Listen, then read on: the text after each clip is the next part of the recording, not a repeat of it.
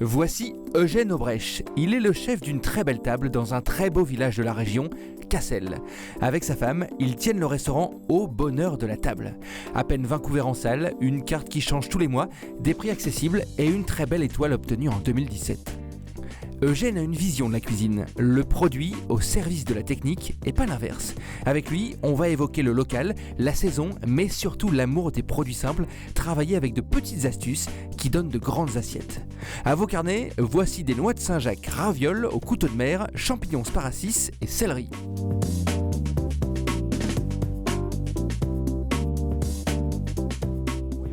Moi, ma philosophie de cuisine, c'est là, je vais essayer d'aller chercher le côté iodé du couteau, la délicatesse de la Saint-Jacques, avec un tout petit peu ce côté terre du sparasis. Donc sparasis, c'est le champignon qui est en forme de, un peu d'éponge.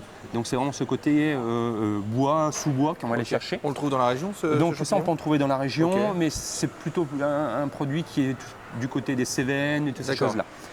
Ici, on peut retrouver, donc je vais le marier avec le côté un peu plus marqué du céleri, du cerfeuil tubéreux.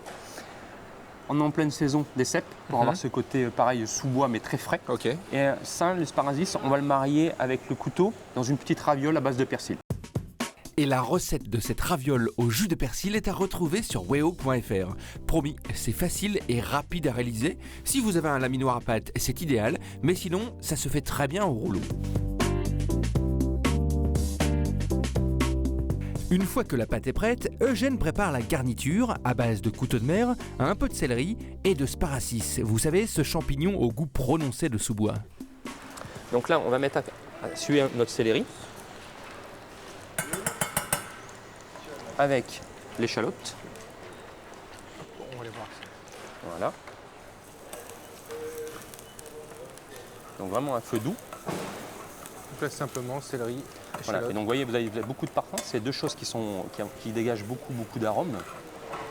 Donc vous avez vu, j'ai coupé très fin parce qu'en fait le couteau c'est quelque chose qui va cuire très vite. Plus on va le laisser cuire, plus en fait il va devenir caoutchouc. Ok. Donc là,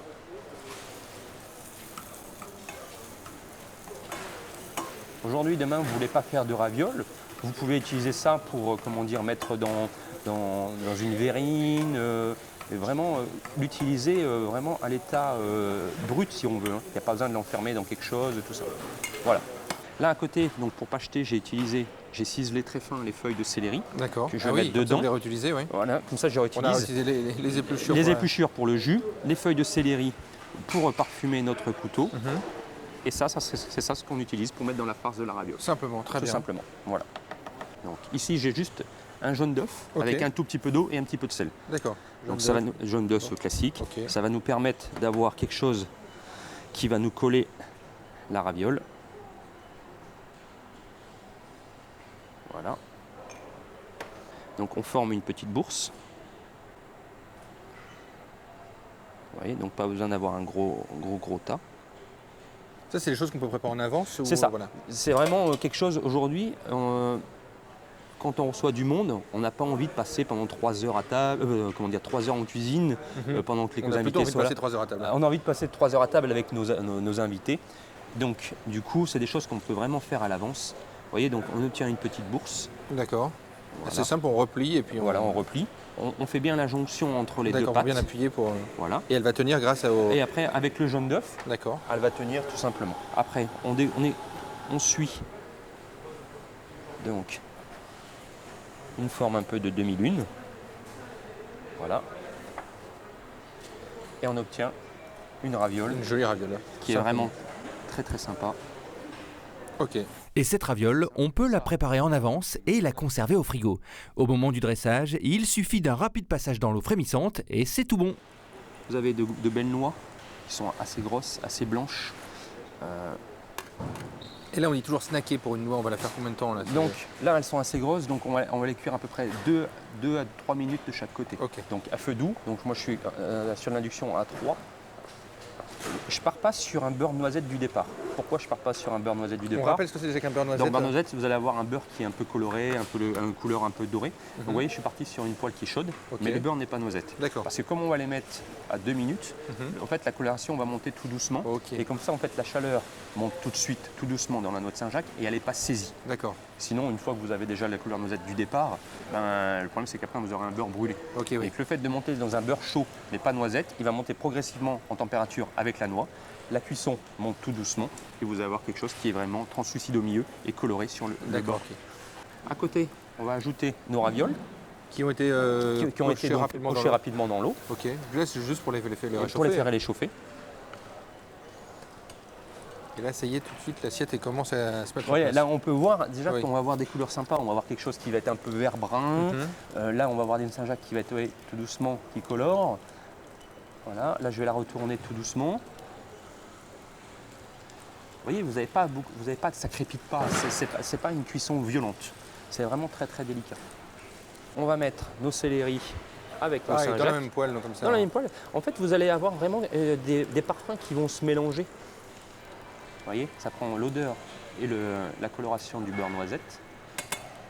Et ça, on va venir le dresser dans notre assiette.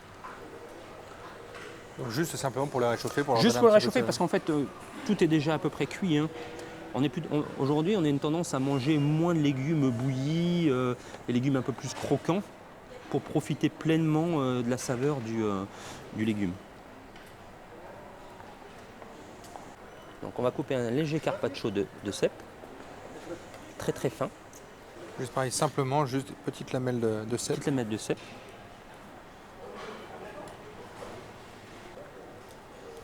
Voilà, et donc là on va sortir nos Saint-Jacques. Sur un petit papier absorbant tout de suite pour le. Voilà, parce qu'en fait, elle a tendance à recracher un tout petit peu de gras. Et donc, pour éviter d'avoir des yeux dans l'assiette, Mhm. en fait, on l'éponge un tout petit peu. Et après, Ah oui, vous parliez d'élégance, voilà. Une façon assez simple et innovante de. voilà, d'aller chercher un décor sans avoir amené de fioritures, rien du tout. Amener quelque chose qui est assez sympa au dressage. À côté, un peu de choucal, qui est assez petit.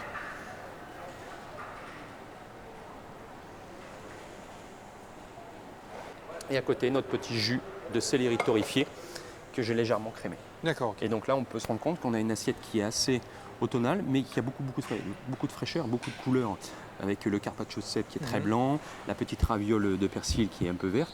Et c'est vraiment cette coloration délicate de la Saint-Jacques qui n'a pas été brusquée en fait. Voici donc la très belle et excellente assiette de saison d'Eugène Aubrèche. Alors vous n'allez peut-être pas refaire la même recette à la maison, mais je suis sûr qu'il y a pas mal de petites astuces qui vont vous inspirer pour vos prochains plats. Les conseils, les secrets et surtout l'adresse du restaurant d'Eugène à Cassel sont évidemment sur weo.fr.